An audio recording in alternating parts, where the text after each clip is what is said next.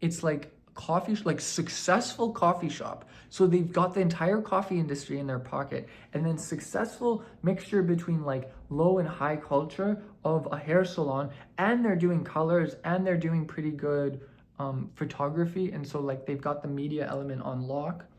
Um, but there's something, and then okay, yeah, and then there's something to be said about like those old head 20 seat, like literally you're being served champagne, if you wish. um there's a second floor for maybe like specific treatments, just colors in general, when the main floor is full.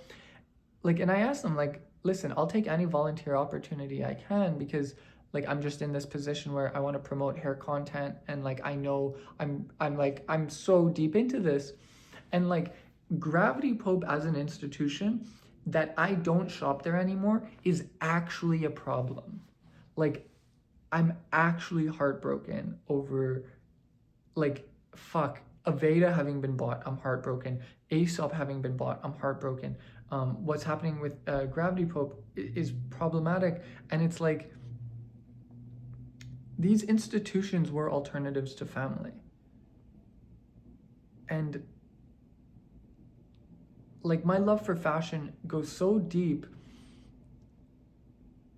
Like essentially I'm burning my skin thinking about how I can't shop at Gravity Pope, and that's a direct reference to my childhood abuse burn. But the thing is, I can start talking about hair. This is way, like, I can just do a pivot. I can like buy a microphone and go out into the street and be like, listen, talk to me about your hair routine. Like, go up to hair salons, tell them like, listen, this is what I'm about. This is my channel. I don't have any good equipment. I only use my phone. Are you interested in like doing an interview? Can I like do a walk through with you of your hair salon? And like I spoke to my hairdresser, and he was like, yeah, like this is, I'll give you permission to do this. And I did a bad job. I didn't give him like the credit of his salon. Needs like a good camera, context, maybe even like an audio element at some level. Like I didn't know what to do, but it's like I know that there's something here, and I'm so,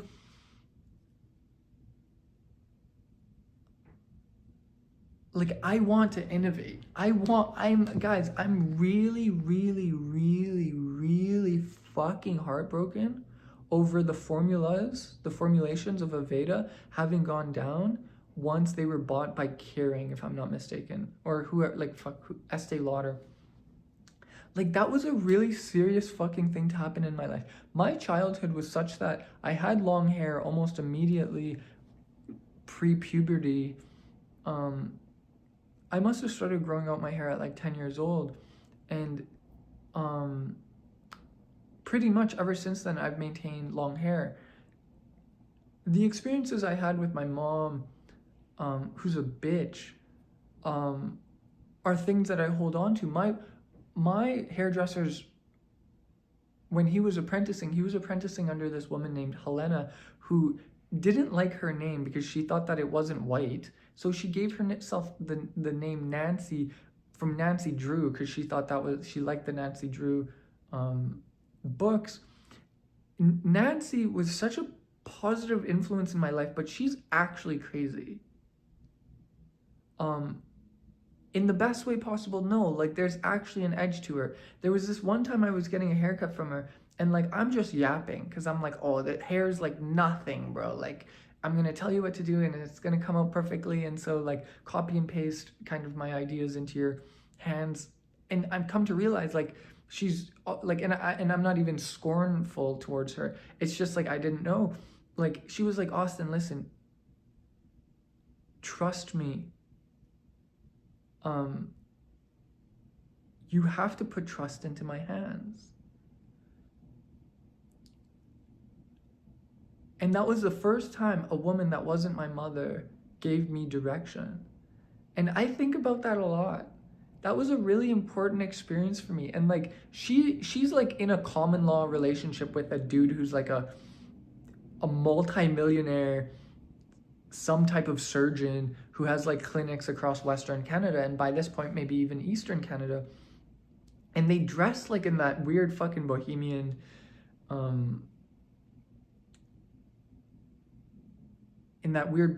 style. Like I miss her a lot, and like just that I am straight, and like there are just some women that like you really have to like stare at and be like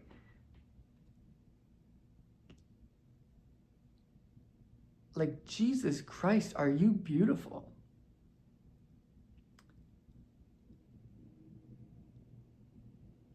But then what kind of haircut do you give them? You give them a classic blunt cut. Like there's almost nothing. And it's because it just gets to a point where it's like, you can't do anything to enhance their beauty. And like this guy, this business owner that I spoke to, he's exactly what I'm going after, which is like, he's in a tight suit, maybe his blazer's off, while he's working, he's in a white button up, he's like calm, cool, and collected, the 3 C's. Like that's what I want. And like, just, he's like exuding sex appeal. He was working on like a really old client who like has a gray bob, so that's obviously like there's high maintenance in a bob, so she's wealthy, or at least rich, because there's no fucking wealth in this fucking trash heap of a city and region, an entire fucking part of the country.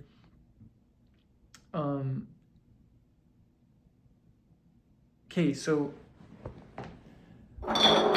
yesterday, like I was really fucking grinding through my thoughts and it was getting to me, so I drank 4 pops.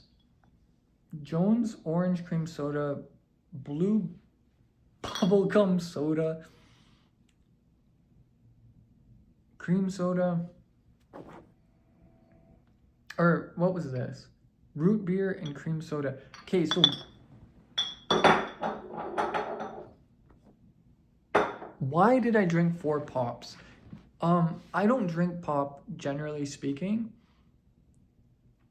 Like it's difficult for me to consume sugar. I don't have any like addictive qualities whatsoever. But I knew that like if you consume the sugar quickly enough, like it's a disgusting amount of sugar, but it's not gonna, the long-term consequences on your teeth and your health are kind of gonna be minimal because it's just in a shorter period of time.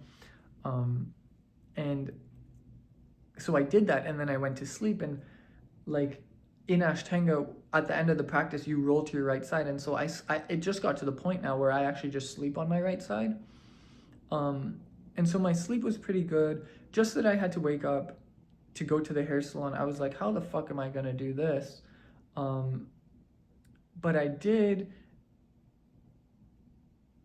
Like the homeless, like these hair salons, like so just imagine like this French style, I don't know, aristocratic interior of like a hair salon, Ashtanga and hair, and then there's like a sauna. You once a month give treatment to bald people, or to cut people bald, and then bald people can show up too in support, I guess. But to whatever extent we can actually offer them like a shower, we will. But at the same time, like it's not our responsibility to go there, and so we have to draw a line in the sand. And this is, I'm speaking to an issue in the hair space. So in Edmonton, like we have a type of crowd who's better than the crowd in Calgary, for sure. In Calgary, they have a hairdresser who like has an online presence. It's like Hair by Abby. And Abby is this really bubbly, social media forward young woman who has successfully like done the thing, which is like, apparently her services are like $1,000. You're seeing these beautiful copper colors being done, like stunning, stupidly stunning. I'm like damn. And like Abby's not too interested in like supporting blondes. She likes women, but I mean I don't even know. It's just like I barely know her content, but like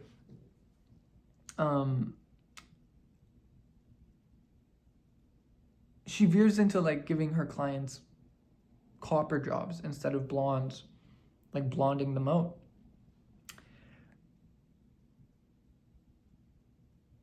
And there was this incident she had with a client where the client was a spoiled brat, and apparently was a body lifter, a body weight lifter, and like started talking smack online, but then actually confronted her in person. And then the Calgary police had to get involved, and we don't know, my hairdresser and I didn't know if like it had gone to court. And it speaks to the privilege of clients. Like my hairdresser and I were talking about like doing these 5-hour jobs that Abby's like known to do, and how he doesn't like to do them. And it's because you get a particular client that literally wants the fucking world on a shoestring budget. And my hairdresser was like, yeah, I had a client like that, and it was like exactly the worst thing that could happen. Her and I don't talk anymore, and we actually ended it like after the appointment. So he gets home, gets like a 5-paragraph message explaining like, oh, I go to Vegas, I go to LA, and my haircuts aren't like, my treatments aren't this expensive. And he essentially shut her down and was like, respectfully, like so on and so forth. I could totally get into the tea of it. It's just, respectfully, I want to maintain some sense of privacy. So the treatment could have been $1,000, like $800 to $1,000. He only charged her $500, and she was thinking that the service was going to be $200. Bro, make that make sense. People don't have a realistic understanding of what hair entails. And like you get these young women, like these Abbies, you get these gay hairdressers who aren't speaking to, or even can't speak to, like the business of hairdressing strictly is like a matter of fact outcome of circumstance. The fact that I'm straight and like I'm actually attracted to like the gender of my clients, where like my observation of their sensibility is coming from like a man's point of view, allows me to have a totally different perspective that I wear proudly, because I'm not scared of being seen as a misogynist. I'm really excited to help people, especially getting them into an Ashtanga practice where they can take on engaging with themselves, like towards a higher sense of self, and then only have their hair frame their identity.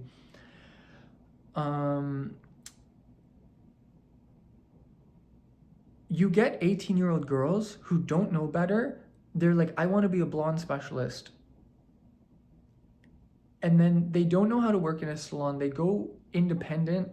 They didn't build up a client list. The client list from the salon that they apprenticed at isn't going to hand over, like they're not going to give the client list to the independent client because that client list is owned by the salon. They try and be entrepreneurs, but they just can't figure it out. And then eventually, as a consequence, the industry is just broken.